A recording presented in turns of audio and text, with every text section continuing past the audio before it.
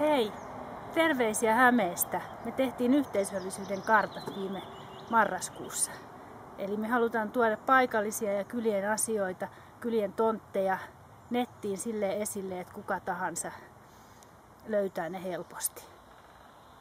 Yhteisöllisyyden kartat tehtiin nettiin oikeastaan sen takia, koska meillä on maakunnallinen kyläohjelma eli paikallistoimintaohjelma.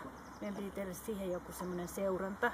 Ja me päätettiin, että me ei haluta tehdä mitään sellaista byrokraattista seurantataulukkoa, vaan halutaan jotenkin tuoda niitä sen paikallistoimintaohjelman asioita tavallisille ihmisille näkyviksi. Ja sitten me keksittiin, että Googlella on semmoinen Google Maps-sovellus, joka varmaan kaikille on tuttu. Ja Hämeen maakuntakirjasto on tämän Google-sovelluksen pohjalle rakentanut tämmöisen virtuaalipolkun. No hei, sitten tuosta miten me tehtiin ne yhteisöllisyyden kartat käytännössä. Niin siinä niitä voi tehdä samaa karttaa, useampi ihminen voi tehdä yhtä aikaa. Eli se voidaan jakaa niin, että me Maijankin kanssa tehtiin sitä sun karttaa yhdessä, mutta ainakin sitä tonttikarttaa tehtiin. Sen voi jakaa sen oman kartan ihmisille, jotka haluaa osallistuvan siihen sähköpostilla ja sitten sitä pystyy muokkaamaan ja se on hyvin yksinkertaista. Sinne laitetaan vaan se muokkausmoodi päälle ja sitten sinne pistetään hiirellä napsautetaan johonkin kohtaan karttaa, niin sitten siihen tulee semmoinen valikko, että minkälaisen symbolin haluaa ja sitten siihen pystyy kirjoittamaan jotain tietoja ja se on tosi yksinkertaista. Oikeastaan kylien tonttikarttaa kun me tehtiin, niin mä laitoin sähköpostiin ja kyläkirjeessä kylille pyyntöä, että ilmoittakaa niitä tontteja tai linkkejä mulle, niin sitten mä teen sen kartan ja niitä aika vähän tuli niitä ilmoituksia, mutta sitten oikeastaan ne, kellä ne netissä on jo olemassa, niin sitten mä linkkasin niitä valmiita nettisivuja. Sitten kunnista, niin kuntien karttojen osalta, niin sieltä mä osittain sit soitin sinne kunnan kaavoituspuolelle tai tonttipuolelle ja kysyin, että mikä on nyt se, kerroin, että me tehdään tällaista karttaa ja mikä sivu olisi hyvä pistää sinne linkiksi. Et se on semmoinen sivu, joka on mahdollisimman, jota joku pitää yllä, ettei meidän tarvitse huolehtia siitä. Niin. Miten Tammelan kunta edistää kylin rakentamista?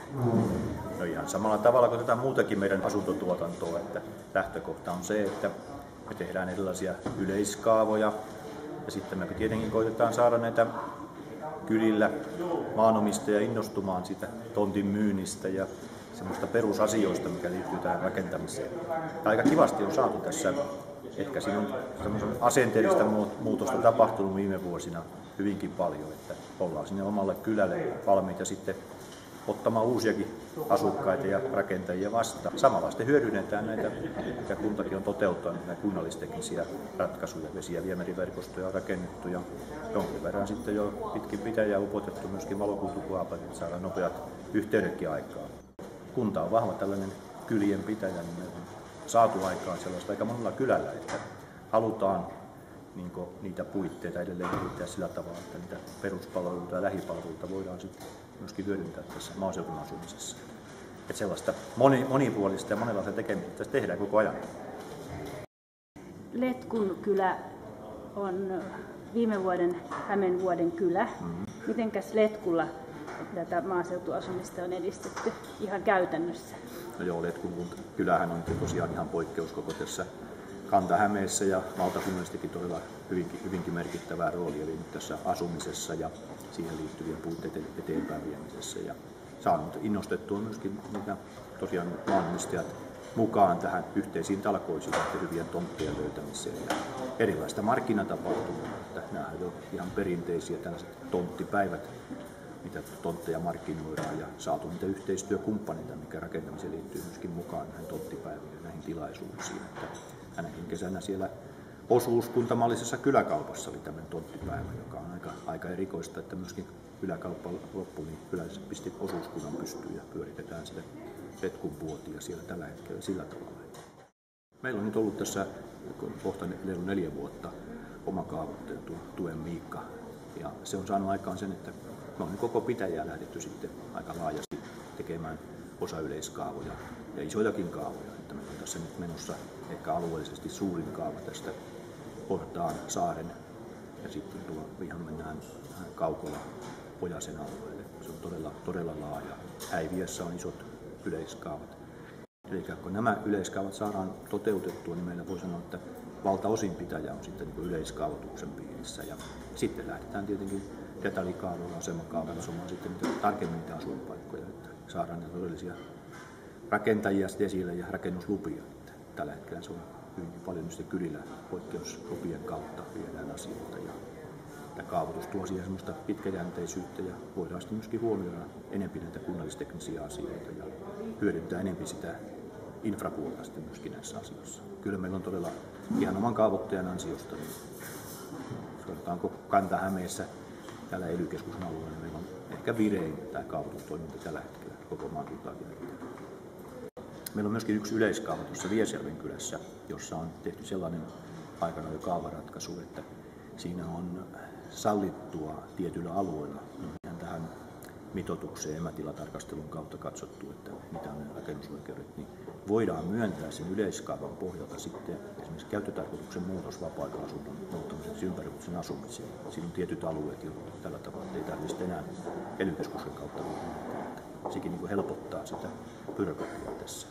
Tämä varmaan tämä maankäyttö- ja rakennuslain tarkistus, niin se on ihan toimiva meillä.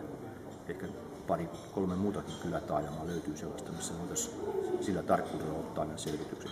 Me voidaan sitten ihan sen yleiskaavan pohjalta myöntää sitten jo suoraan rakennuslupaan. Haluatko sanoa vielä jotain terveisiä tai kannustusta satakuntalaisille kylille, että miten he rupesivat tätä maaseutuasumista edistämään? No joo, itsekin tässä kun satakuntalainen syntyjänä ja tunnen Satakunnan oikein hyvinkin niin kyllä se varmaan semmoinen tietynlainen järjestelmällinen toiminta, että kaavoitus on hyvä malli ja sitten se, että riittävän usein kun kokoonnutaan näiden asioiden puitteissa ja hyvät kyläyhdistykset ottaa myöskin roolinsa tämmöiseen asumiseen liittyvät, ei ole pelkästään sitten näiden tiettyjen peruspalveluiden tai infra-asioiden miettiminen, vaan nimenomaan tätä asumisen ja elinkeinotoiminnan näkökulmasta. Että mennään vähän ihan siihen, mitä ihmiset kaipaa, sitä työtä ja toimeentuloa ja sitten siihen tulee se viihtyvyys ja vapaa-aika ja asuminen on tietenkin se huippu niin tällaisissa pitäjissä, niin kuin tässä Tammelassakin ollaan, että vesistöä riittää ja rantaviivaa, niin mahdollisimman hyvin myöskin niitä hyödyntää tässä asumisessa. Satakunnalla on hyviä mahdollisuuksia, siellä on jokia ja siellä on järviä, tiedän kyllä hyvinkin. Mahdollisuuksia on paljon siellä Satakunnassakin. Virtuaalipolku.fi